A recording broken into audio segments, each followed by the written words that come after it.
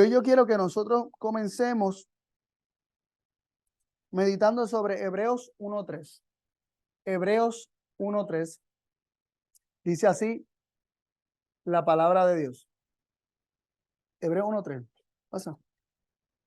Dice así: el cual siendo el resplandor de su gloria y la misma imagen de su sustancia, y sustentando todas las cosas con la palabra de su potencia, habiendo hecho la purgación de nuestros pecados por sí mismo, se sentó a la diestra de la majestad en las alturas.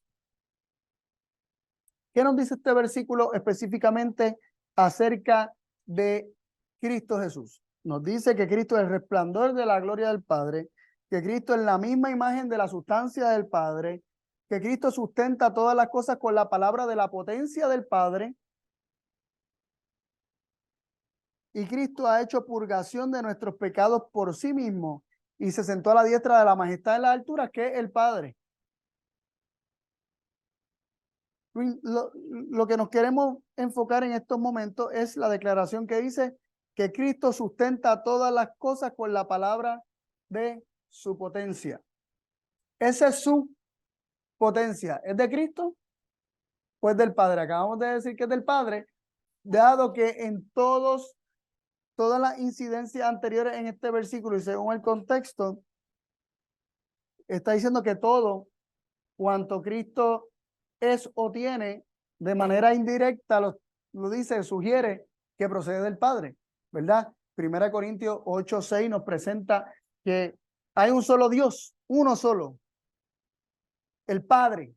Para nosotros hay un solo Dios, dice Pablo. Para Pablo solamente hay un solo Dios, que es el Padre, de quien proceden todas las cosas, y un solo Señor, Jesucristo, el medio por el cual son todas las cosas.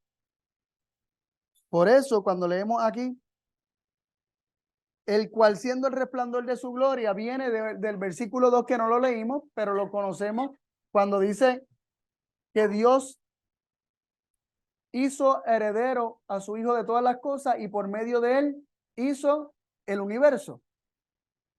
Así que presenta a Dios como fuente, el versículo 1 y 2, y a Cristo como canal, para luego comenzar a hablar de Cristo como canal, pero en referencia o en relación a su Padre, porque dice, el cual siendo el resplandor de su gloria. ¿Es Cristo el resplandor de su propia gloria o es Cristo el resplandor de la gloria del Padre? ¿Puedo yo ser el resplandor de mi propia gloria o yo soy en mí mismo una gloria? Cuando tú eres el resplandor, cuando dice el cual siendo el resplandor de su gloria, ese su está haciendo referencia al Padre. Es la gloria del Padre. Cristo es el resplandor de la gloria de su Padre. Es decir, Cristo amplifica, Cristo expande la gloria de su Padre, la hace más abarcante. Ya mismo vamos ahí. Luego dice que Él es Cristo, hablando de Cristo, que Él es la misma imagen de su sustancia. ¿La sustancia de quién? Del Padre. Sustentando todas las cosas con la palabra de su potencia. Ese su es diferente a los su anteriores. Si nosotros nos dejamos llevar, porque está hablando que Cristo es el resplandor de su gloria, de la gloria del Padre, de la misma imagen de su sustancia, que es la sustancia del Padre, que sustenta todas las cosas con la palabra de su potencia, es la potencia del Padre. Lo interesante es que no es potencia, ni gloria, ni sustancia inferior a la del Padre. ¿Es la gloria de Cristo menor que la gloria del Padre? No, porque es la gloria del Padre. ¿Es la sustancia de Cristo menor que la del Padre? No, porque es la sustancia del Padre. ¿Es el poder de Cristo menor que el del Padre? No, porque es el poder del Padre. Porque el Padre ama al Hijo y todas las cosas dio en su mano. Juan 3:35. Pero vemos que el Hijo, que fue el medio por el cual Dios hizo el universo, no solamente hizo el universo, sino que con el poder de su Padre, que le ha sido dado como todas las cosas que le fueron dadas, Él sustenta todas las cosas. ¿Y la sustenta con qué? Con la palabra. Con la palabra. Es decir, la palabra de Cristo mantiene las cosas funcionando, las sustenta, no solamente les da vida, no solamente las crea, las mantiene. ¿Y qué es sostener? Porque sustentar y sostener es lo mismo, son sinónimos. ¿Qué es sostener? Hay otro versículo que se encuentra en Colosenses, no lo va a buscar ahora. Capítulo 1, versículo 15 en adelante, que dice que Él fue el que creó todas las cosas y por Él todas las cosas, ¿qué cosas? Subsisten, otras versiones dicen consisten. Hay un poder que permea todo y es el poder de Dios por medio de la palabra de Cristo que hace que todas las cosas se mantengan unidas, que todas las cosas se mantengan en orden, que todas las cosas se mantengan sostenidas. Es la palabra de Cristo lo que nos sostiene. Eso es lo que está diciendo. Sostiene todas las cosas, incluyendo al creyente. Y no solamente nuestra vida física, sino también nuestra vida espiritual. Amén. Hechos 20:32. Vamos a Hechos 20, versículo 32. Hechos 20:32. Dice así: y ahora también, hermanos, os encomiendo a Dios y a la palabra de su gracia, el cual es poderoso para sobreedificar y daros heredad con todos los santificados. Yo no sé cómo dice su versión. Si alguien tiene una versión distinta, puede leerla.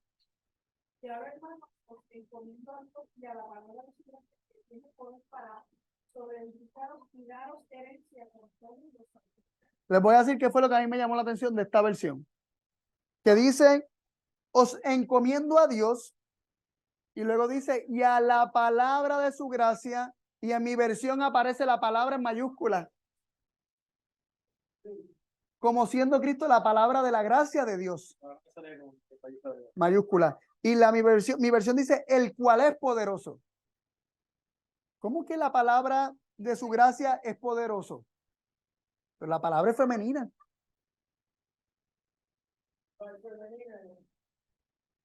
Pero el cual es poderoso. La versión de mami decía que es que tiene poder. Pero me llamó la atención que dice el cual es poderoso. La palabra de la gracia de Dios es una persona y es Jesús.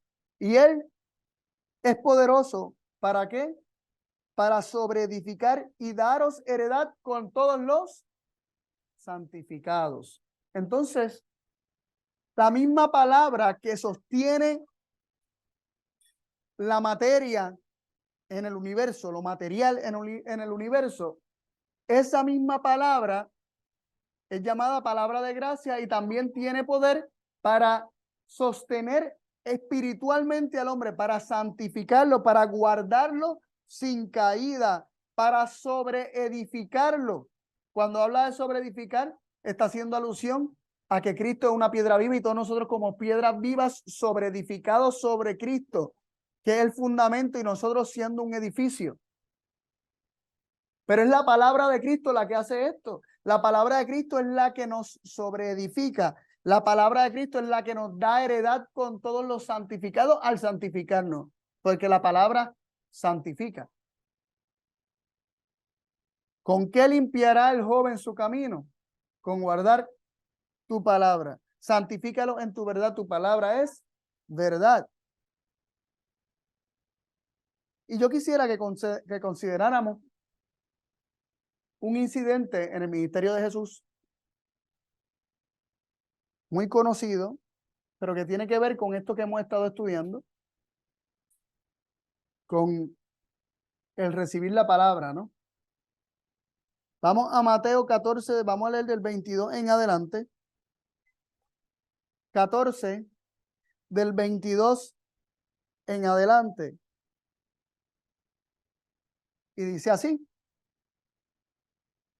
Luego Jesús hizo a sus discípulos entrar en un barco e ir delante de él al otro lado del lago, entre tanto que él despedía a la multitud. Y despedida la multitud, subió en el monte, apartado a orar. Y cuando llegó la tarde del día, estaba allí solo. Y ya el barco estaba en medio del mar, atormentado de las ondas, porque el viento era contrario. Mas a la cuarta vela de la noche, Jesús fue a ellos andando sobre el mar. Y los discípulos, viéndole andar sobre el mar, se turbaron diciendo, fantasma es. Y dieron voces de miedo. Pero enseguida Jesús les habló, diciendo, confiad, yo soy, no tengáis miedo. Entonces le respondió Pedro y dijo, Señor, si tú quieres, manda que yo vaya a ti sobre las aguas. Y él dijo, ven. Y descendiendo Pedro del barco, andaba sobre la agua para ir a Jesús. Pero viendo el viento fuerte, tuvo miedo. Y comenzándose a hundir, dio voces diciendo, Señor, sálvame. Luego Jesús, extendiendo la mano, asió de él y le dijo, oh hombre de poca fe, ¿por qué dudaste? Y cuando ellos entraron en el barco, el viento reposó. Entonces los que estaban en el barco vinieron y le adoraron diciendo, verdaderamente eres hijo de Dios. ¿Qué notamos aquí? Los discípulos estaban en el mar. Jesús no estaba con ellos en el barco. Dice que el barco estaba siendo atormentado de las ondas porque el viento era contrario. Y Jesús fue a ellos andando sobre el mar y ellos pensaron que era un fantasma y dieron voces de miedo, estaban asustados. Pero rápido que ellos mostraron miedo, ¿qué les dice Jesús? Confiad, yo soy, no tengáis miedo. Así que lo primero que notamos aquí es que Jesús habla. Cuando ellos tenían miedo, cuando ellos estaban turbados, no solamente por la tormenta, sino que tras de la tormenta viene algo caminando sobre las aguas. Ustedes los que conocen cómo me crié aquí, ustedes saben que tengo un primo, Samuelito, ¿verdad? Que siempre nos hacía maldades y bromas y cuando nosotros jugábamos a esconder de noche por ahí, siempre nos hacía bromas, él se escondía, después buscaba asustarnos. Y ya nosotros, después de que no lo veíamos por un buen rato, pues empezamos a preocuparnos. Porque decíamos, ya mismo este sale con algo y nos va a asustar. Y por más que tú estuvieras alerta de que yo escuché que él va a tratar de asustarlo, con todo y que tú sabías eso, en algunas ocasiones, como quiera te cogí, te asustaba. Y la imaginación ve cosas que no hay. Y yo recuerdo que yo estaba en el balcón de la casa de él, porque decía que no me coja, o sea, que a mí no me coja, yo me voy a quedar aquí para que, o sea, por allá no me coja lejos. Y estábamos en el balcón 2 o 3. Y otros estaban por ahí, había muchos primos por ahí. Y habíamos como 4 o 5 personas en el balcón, tarde en la noche, estamos hablando de 12, 1, hablando, jugando, relajando. Y de repente yo miro del balcón así hacia lo lejos, por la grama, me parece que venía algo volando sobre el piso. Él venía corriendo, yo lo veía volando, disfrazado de cosas feas. Y a todos se nos aflojaban las piernas, no teníamos ni fuerza para gritar. ¿Qué es eso? Siempre, después era un relajo, después una risa, pero en el momento uno se debilitaba. Así que imagínense los discípulos peleando con una tormenta, temiendo por su vida y para colmo, ven algo que viene caminando sobre las aguas. ¿Cuántos de ustedes están acostumbrados a ver a alguien caminando sobre las aguas? Y caminar sobre las aguas debe verse casi como volar, ¿verdad? Pero Jesús, que conoce el corazón, les dice, confiad, yo soy, no temáis, no tengan miedo, yo soy. Rápido, él habla para identificarse y para inspirar confianza. Le apela a que confíen, no tengan miedo, soy yo. Pero que ellos hacen, Pedro le dice, Señor, si eres tú, si tú eres. Pero si le dice Señor, lo está llamando como si fuera Jesús, ¿no?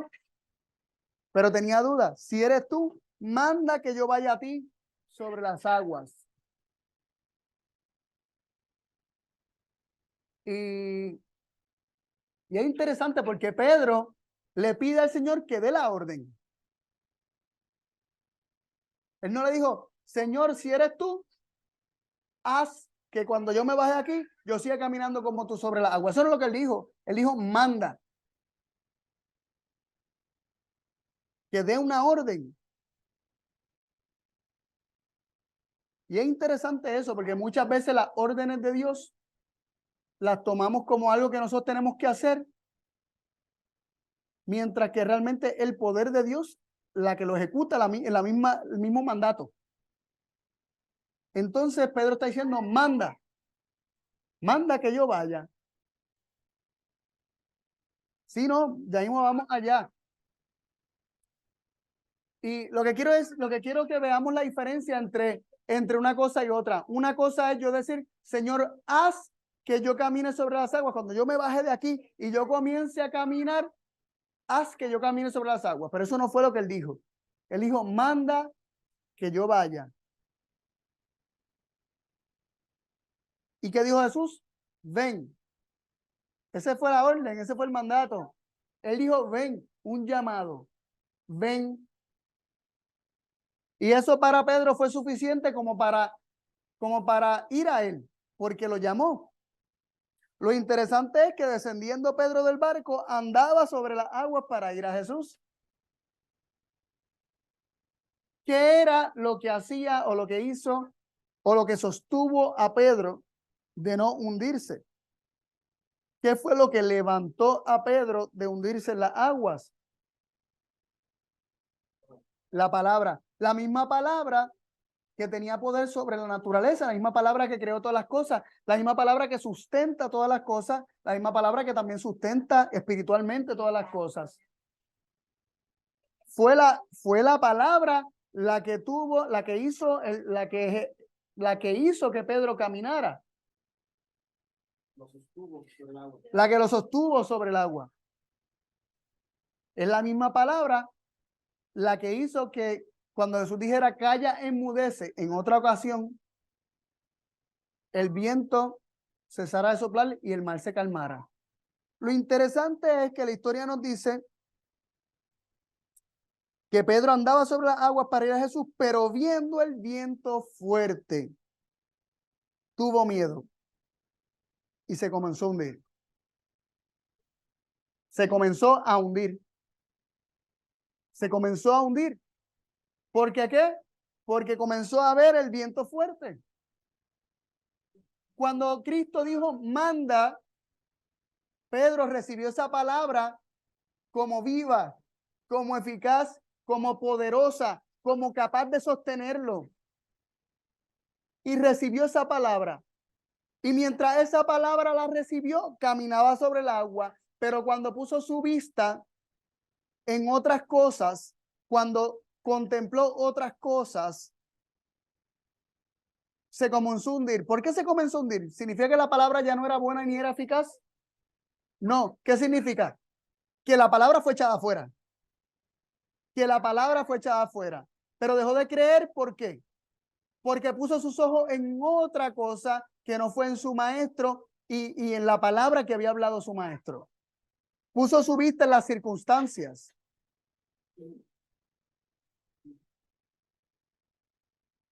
Y dio voces y dijo, sálvame, Señor.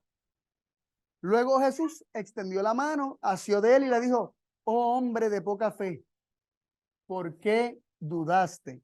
Y vemos que la duda y la incredulidad echa fuera la palabra poderosa que es capaz de sostenernos.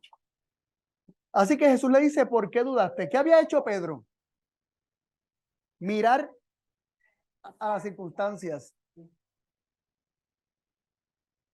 Ignorar la palabra, en cierto sentido. Entonces significa que ignoró la palabra, desechó la palabra. Cuando uno duda, cuando uno desconfía, cuando uno es incrédulo, es equivalente a desechar la palabra, a echarla fuera.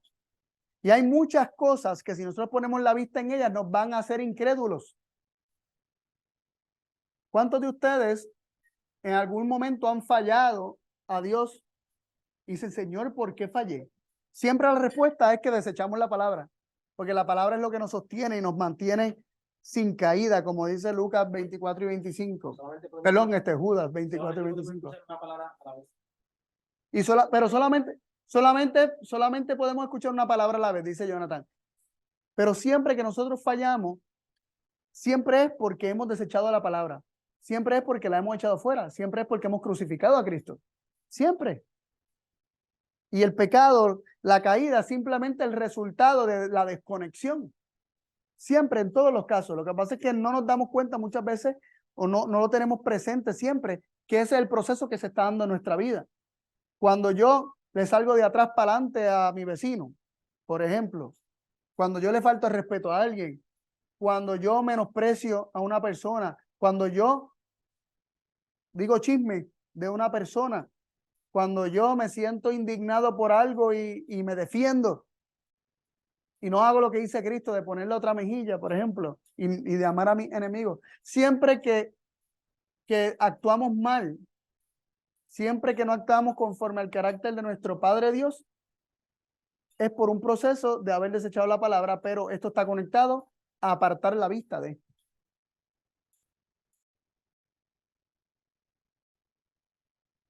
A veces nos miramos a nosotros mismos, a veces miramos a la gente que nos rodea. ¿Cuál fue el pecado de Lucifer? Decimos, el orgullo, ¿verdad? La vanagloria. Dice que fue lleno de violencia y pecó, pero ¿por qué? Dice, por la multitud de tus contrataciones. Pero dice también que a causa de tu hermosura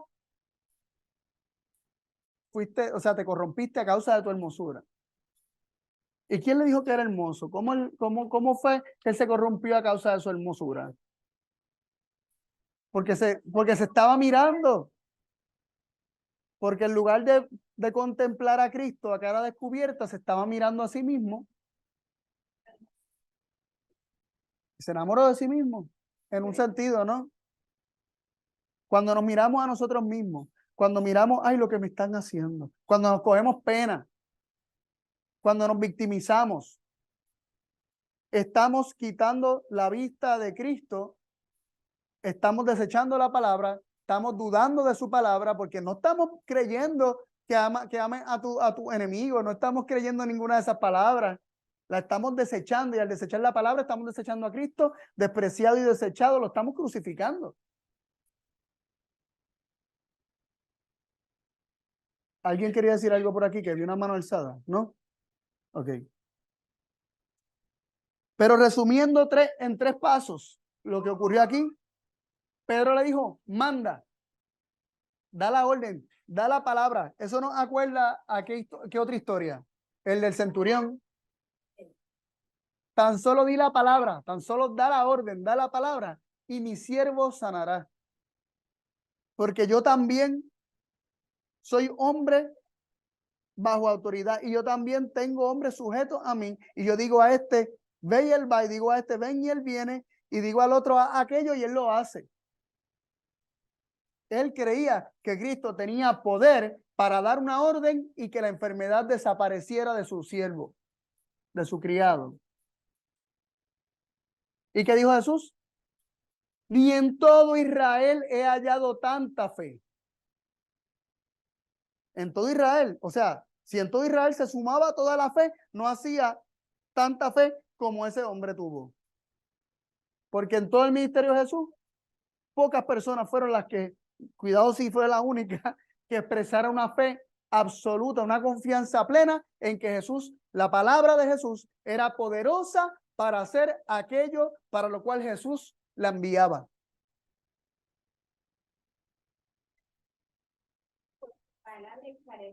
Sí, sí, en tu nombre. Fue en tu nombre echaré la red. Eso posiblemente había ocurrido de antes. Eso fue cuando Jesús lo llamó a que fuera pescador de hombres. Porque tú lo dices. Porque tú lo dices, lo voy a hacer. Pero que alguien declarara, tan solo dilo y yo sé que ocurrirá. Tremendo. Yo quisiera tener esa fe. Yo sé que eso es verdadera fe. Y yo sé que la puedo tener. Pero muchas veces me veo, perdóname, Cris, muchas veces me veo distraído con todo a mi alrededor, en lugar de tener los ojos puestos en Cristo, confiando plenamente en su palabra. Ajá, dime ahora. Lo que queremos ver ahora es que hay una secuencia. Se cree que la orden de Cristo es poderosa. Y por eso Pedro dice, manda. Jesús da la orden y dice, ven. ¿Y qué ocurre? Pedro camina sobre el mar porque recibió esa palabra, pero desechó la palabra cuando comenzó a mirar a su alrededor todas las demás cosas, dudó. Y Jesús le dice, ¿por qué dudaste? Hombre de poca fe. ¿Por qué dudaste? Jesús le llama hombre de poca fe porque dudó. ¿Y qué lo hizo dudar? ¿Qué lo hizo desconectarse?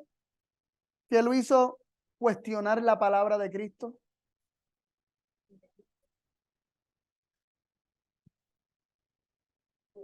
Apartar la vista.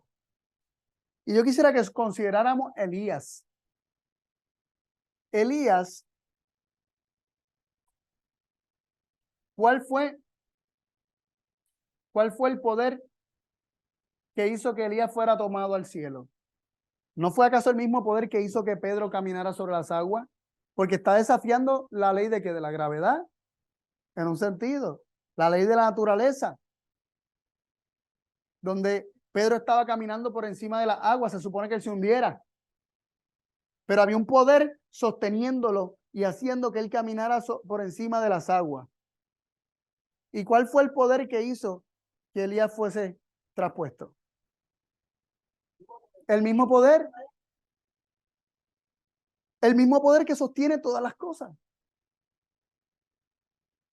Pero, así como Pedro necesitó una orden y él creer esa orden y recibir esa palabra de esa orden, creyendo que esa palabra tenía el poder para que él anduviera sobre el agua, Elías también tenía que recibir la palabra para que entonces él pudiera ser traspuesto.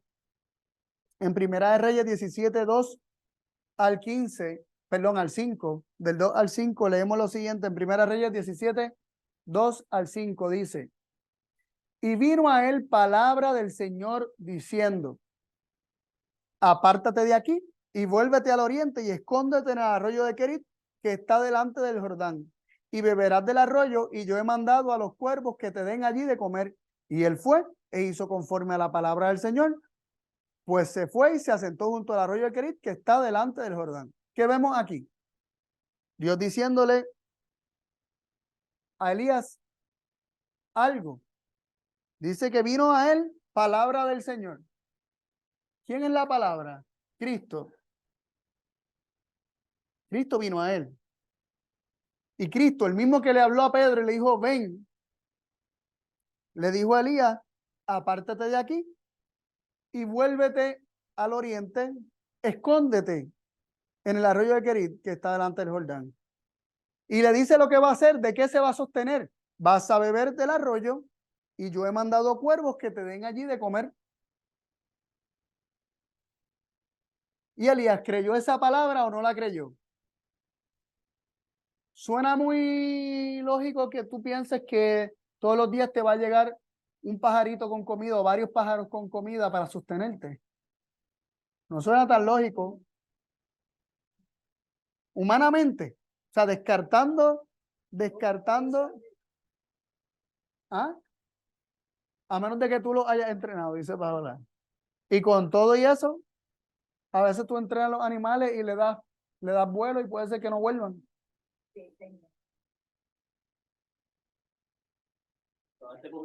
Pero, exacto, que se lo puede comer él.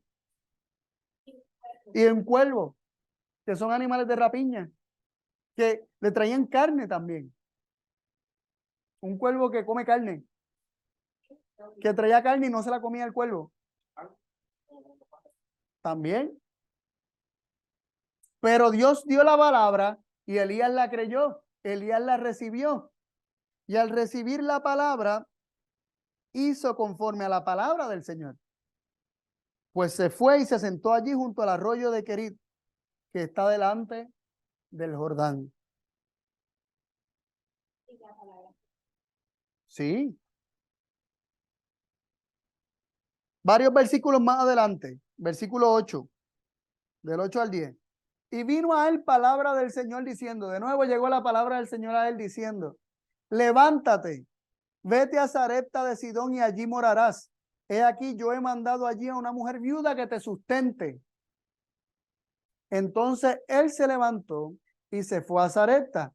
Y cuando llegó a la puerta de la ciudad, he aquí una mujer viuda que estaba allí cogiendo leña, y él la llamó y le dijo, te ruego que me traigas un poco de agua en un vaso para que beba. ¿Qué vemos aquí? Nuevamente Dios le dice, ve a Sarepta y vas a vivir allí. Y yo he mandado a una mujer viuda para que te sustente. ¿Y qué él hizo? Se levantó y fue. Pero él fue por su propia fuerza. La palabra recibida en el corazón, creída, atesorada, lo hizo ir. Él creía esa palabra que Dios le hablaba. Primera de Reyes 18, versículo 1 y 2. Versículo 1 y 2. El capítulo siguiente, versículo 1 y 2. Pasados muchos días, vino la palabra del Señor a Elías en el tercer año diciendo, ve, muéstrate a Acab y yo daré lluvia sobre la faz de la tierra. Fue pues Elías a mostrarse a Acab y había grande hambre en Samaria. De nuevo, llega la palabra, le dice algo a Elías, Elías lo cree, lo cree. ¿Qué le dice? Ve. Y Elías iba, o fue. Así como Cristo le dijo a Pedro, ven, y Pedro fue a Cristo, asimismo, esta palabra fue dada a Elías, ve al rey Acab y muéstrate a él, y él fue y se presentó delante de Acab. El versículo 41 de ese mismo capítulo, 18:41. Entonces Elías dijo a Acab, sube, come y bebe, porque una gran lluvia suena. Esas palabras, esa declaración, fue una declaración de presunción a lo loco de que porque yo lo digo va a ocurrir, porque yo soy el profeta de Dios va a ocurrir. ¿Por qué él lo dijo? Porque Dios le había dicho que iba a hacer llover sobre la faz de la tierra. En el versículo 1 lo vimos. Y yo daré lluvia sobre la faz de la tierra. Como Dios dijo que iba a dar lluvia sobre la faz de la tierra, aunque en Samaria había gran hambre, aunque todo estaba seco, los ríos, los arroyos, todo estaba seco, Elías se atrevió a decir, come y bebe porque una gran lluvia suena. Después le tuve que decir a Eliseo, vete y chequéate a ver si. Digo, no sé si era Eliseo, era su criado. No, yo sí era el de Eliseo. Pero no sé si en ese momento Eliseo, porque más adelante es que él fue y unió a Eliseo, pero no sé si ya Eliseo iba y venía delante de él. Pero le dijo, ve y chequéate a ver si llueve, si viene una nube, si viene lluvia. Hasta 7 veces ocurrió.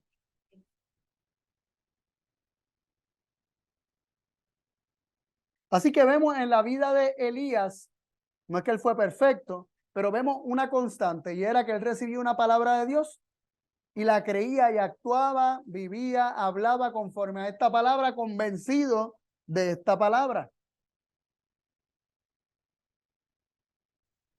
Y leemos en Segunda de Reyes, capítulo 2,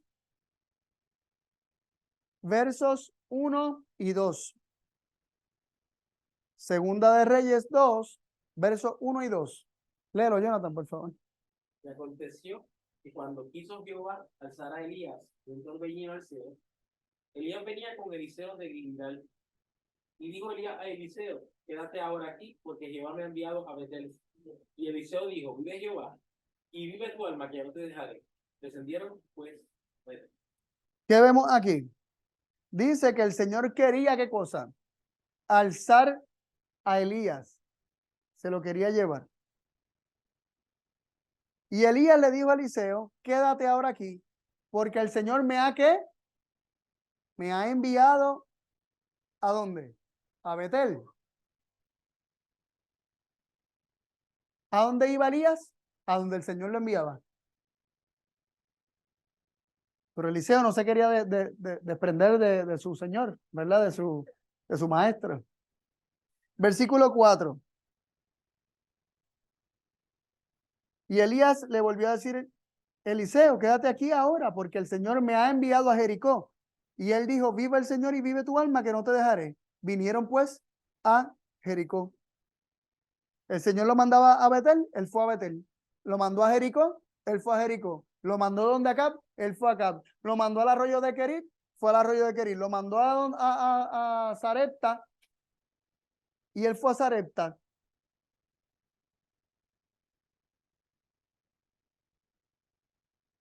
Esto era porque él era un esclavo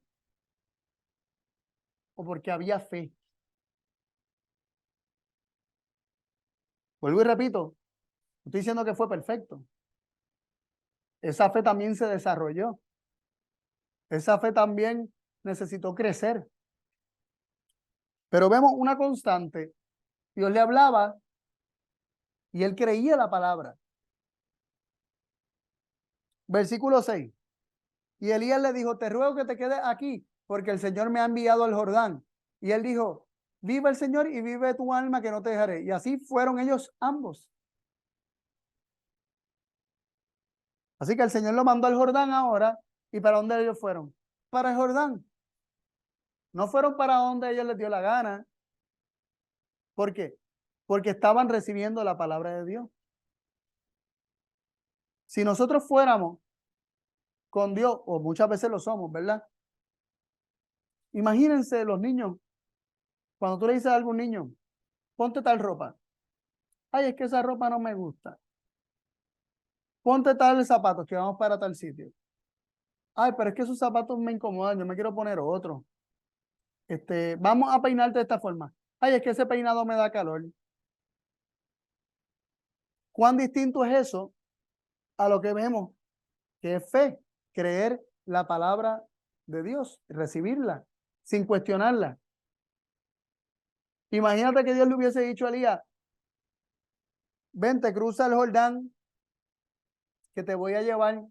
Ay, Señor, pero aquí estamos más cerca, ¿por qué no me llevas aquí? O vamos a tal monte que me queda más cerca y me gusta más y estoy más acostumbrado en lugar de tener que ir para allá. Eso es fe. Fe no es tratar de convencer a Dios de que Él haga lo que tú quieres. Fe es creer que lo que Dios quiere es lo mejor. Fe no es tratar de negociar con Dios. Fe es confiar plenamente en su voluntad. Y obviamente dentro del contexto de lo que estamos hablando, en que su palabra no se equivoca, es perfecta y tiene el poder para hacer lo que Dios dijo que haría. Aunque duela o aunque parezca imposible.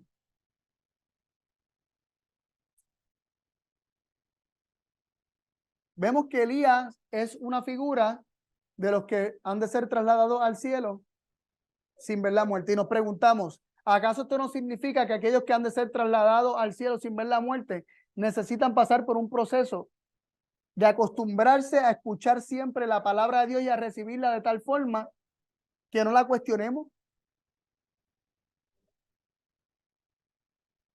Que la recibamos y esa palabra tenga el efecto en nosotros de hacer aquello para lo cual fue enviada. El Señor dice que su palabra no volverá a él vacía, sino que hará todo lo que yo quiera. Pero eso es en aquellos que la reciben. Si Pedro no hubiese creído a la palabra de Jesús, ven, nunca la palabra de Jesús, ven, hubiese podido ejercer el poder de hacer que Pedro fuera sostenido por encima de las aguas. ¿La palabra perdió poder? No, nunca perdió poder. Pero ese poder nunca estuvo en Pedro porque no lo hubiese creído y por lo tanto no la recibía.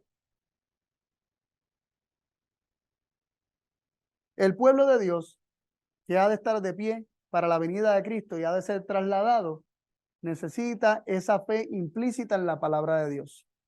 Pero como hemos visto, esto es solamente el resultado de la contemplación. Es el resultado de haber visto, de haber conocido, de haber recibido la revelación del amor de Dios, de su misericordia, de su bondad, de que Él es un Dios perdonador que no toma en cuenta nuestros pecados. Y habiendo visto todo lo que Él, confiamos en Él, recibimos su palabra y no queremos apartar nuestra vista de Él. Enoc también es figura de los que son trasladados al cielo sin ver la muerte. Y nos dice Hebreos 11:5, por la fe Enoc fue traspuesto. ¿Por qué? ¿Por qué fue traspuesto? Por la fe, para no ver muerte. Y no fue hallado porque lo traspuso Dios. Y antes que fuese traspuesto, tuvo testimonio de haber agradado a Dios. Eso es otro tema, ¿verdad? El tema de la identidad. En cuanto a cuál fue el testimonio que él creyó, cuál fue, de qué se apropió él, qué palabra él recibió. Él recibió un testimonio de que él agradaba a Dios. Él recibió ese testimonio. Y eso fue crucial para él poder ser trasladado, porque por la fe fue que fue traspuesto. Pero antes de ser traspuesto, era necesario que él recibiera el testimonio de haber agradado a Dios. Por la fe.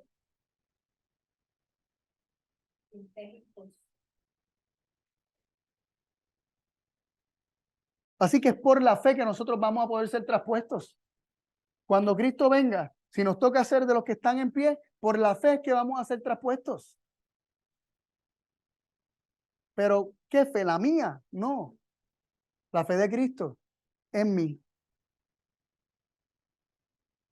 Una fe que vive de toda palabra que sale de la boca de Dios. Que Dios me dice, ve al arroyo de Querit, vamos al arroyo de Querit, como en el caso de Elías.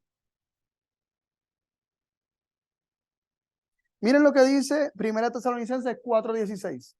Porque el mismo Señor con aclamación, con voz de arcángel y trompeta de Dios descenderá del cielo y los muertos en Cristo resucitarán primero. ¿Por qué resucitarán? Porque escucharán la voz del Señor. No nos damos cuenta que en ese mismo versículo se nos está diciendo que los muertos son resucitados por la voz del Señor, que habla con voz de arcángel y con trompeta de Dios. ¿Quién es el arcángel? El único arcángel que menciona la Biblia es Cristo, Arcángel Miguel. Y él es el Señor que con aclamación, con voz de arcángel y con trompeta de Dios, desciende del cielo y los muertos en Cristo resucitarán primero. Si tenemos duda de que es la voz de Cristo lo que los resucita, leamos Isaías 26:19. Isaías 26:19. Tus muertos vivirán junto con mi cuerpo muerto, resucitarán. Despertad y cantad, moradores del polvo, porque tu rocío cual rocío de hortalizas y la tierra echará los muertos. Despertad y cantad, moradores del polvo. ¿Quién dice eso? Lo dice alguien que murió y resucitó, porque la primera parte del versículo dice, tus muertos vivirán, junto con mi cuerpo muerto resucitarán, a menos de que eso sea Isaías, incluyéndose en aquellos que habrían de descansar, e incluyéndose como aquellos que han de resucitar. No sé cómo dice su versión, si lo dice distinto. Pero hay una voz que es dada que dice despertad y cantad. Y si tú viviste una vida acostumbrada a recibir por fe la palabra de Dios y toda la palabra que él habla es para ti y tú no la cuestionas, cuando él diga despertar y cantar, tú no vas a cuestionar que a ti que te está hablando.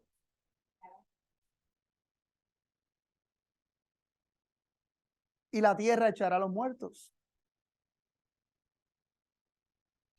Versículo 17 de 1 Tesalonicenses 4, ahorita leímos el 16 hace un momento, ahora leemos el 17. Luego nosotros, los que vivimos, los que quedamos, y juntamente con ellos seremos arrebatados en las nubes a recibir al Señor en el aire. Así estaremos siempre con el Señor.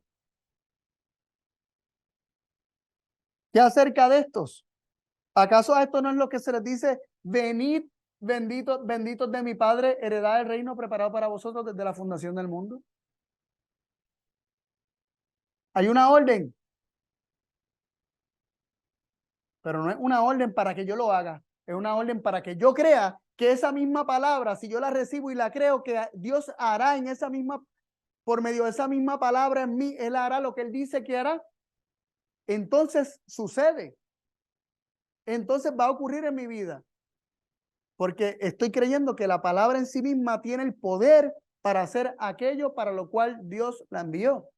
Pedro creyó inicialmente que la palabra de Cristo, el mandato, tenía el poder para hacer que él anduviera sobre las aguas, después dudó y apartó su vista.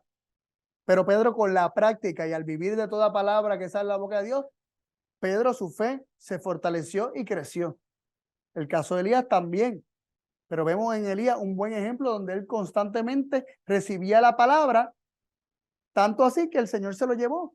Igual Enoc, que por fe recibió el testimonio de haber agradado a Dios y por eso fue trasladado.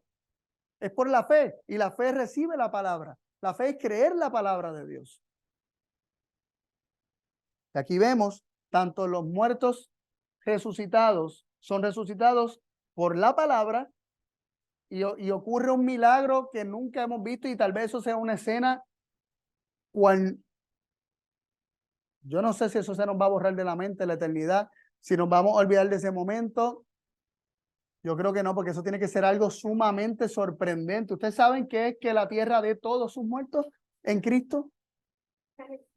Que todos los muertos en Cristo, al llamado de la voz de Cristo, se levanten.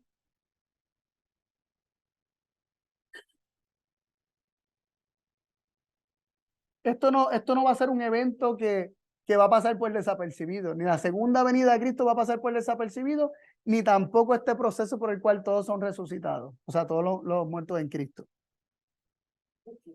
Ahora, ¿y qué cuando él dé la palabra, venid benditos de mi Padre?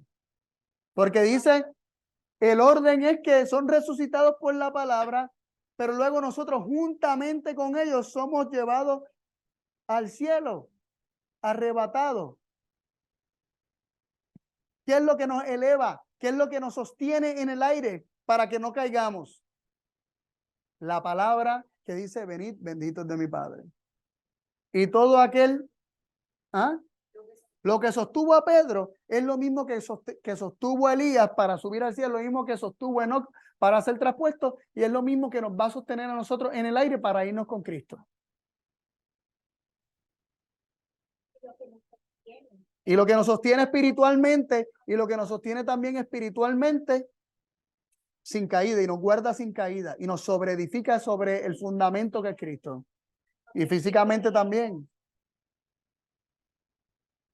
La pregunta es, si Dios nos llama y nos dice venid, ¿por qué dudamos? A veces nos podemos engañar y pensar que estamos yendo a Él, pero en la santa convocación, en la fiesta, cuando el Señor nos llama, nos invita a ir a Él a beber, el que tenga sed, venga a mí y beba. ¿Por qué nos consideramos que no tengo sed? Está bien, gracias Señor, no tengo sed.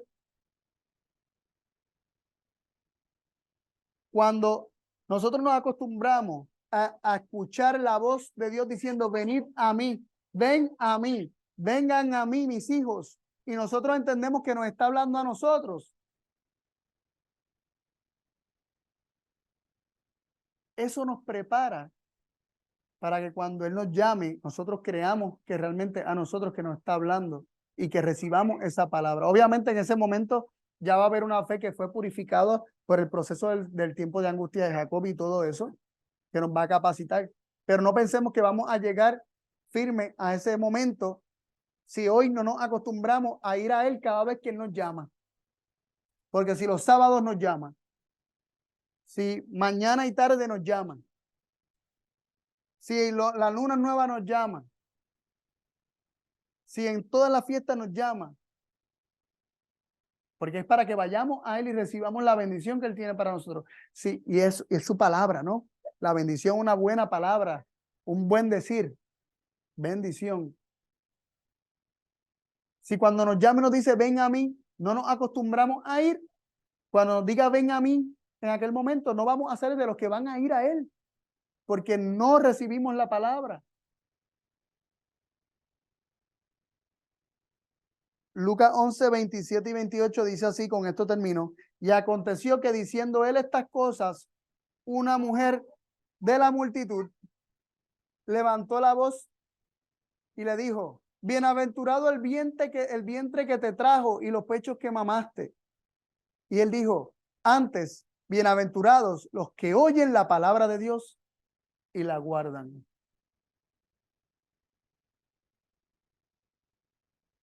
Interesante esa declaración. Bienaventurado el vientre que te trajo y los pechos que mamaste. Ay, qué bien, qué bienaventuranza la de tu madre. No, bienaventurado el que oye la palabra de Dios y la guarda. Es similar a cuando dijo, ¿quién es mi madre y quiénes son mis hermanos? Sino los que hacen la voluntad de mi Padre.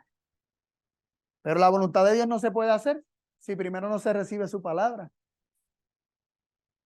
Por lo tanto, somos bienaventurados si oímos la palabra de Dios y la atesoramos en nuestro corazón.